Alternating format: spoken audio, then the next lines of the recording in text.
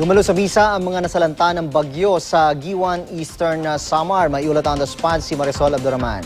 Sola.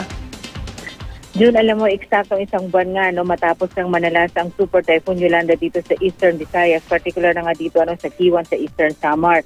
At kasabay nga ng paggunita sa isang buwan na yan ay ang paggunita rin ng kapistahan ng Immaculate Conception. Kaya alam mo June, despite lang nangyari nga dito sa Giwan, napakadami pa rin nating mga kababayan ang nagsimba kanina sa isang misa na pinangunahan mismo ni Bishop Crispin Varquez, ang Archdiocese ng Borongan. Pero dahil June, nasira nga ang mahigit 400 taong simbahan na Immaculate Conception, sa labas na lamang ng simbahan nagmisa. Alam mo, despite na naging simple lamang ang kanilang pagdiriwang, kung ikukumpara yung usual nga nilang celebration ng tuwing pista, masasabi pa rin natin na nakikita na natin ang ngiti ng mga taga-Giwan sa kabila ng kanilang naranasan.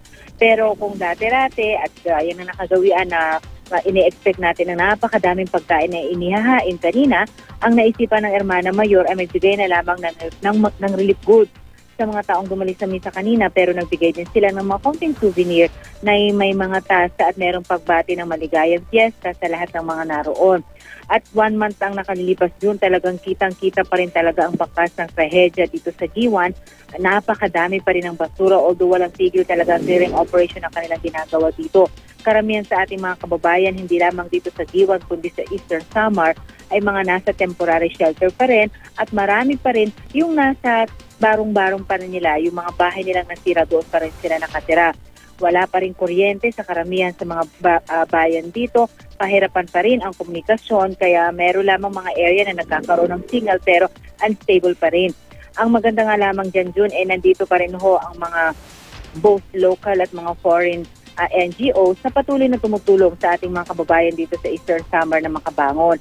At kung dati, gaya ng mga nakikita natin sa video, parang tagtad ang mga kalsada ng nangihingi ng tulong, ang nakakatuwa ngayon is marami ng mga placards tayong napapansin na nagbibigay na o nagpapabot ng kanilang pasasalamat sa mga tulong na ibinibigay ng ating mga kababayan mula sa iba't ibang lugar. June? Maraming salamat, Marisol Abdurrahman.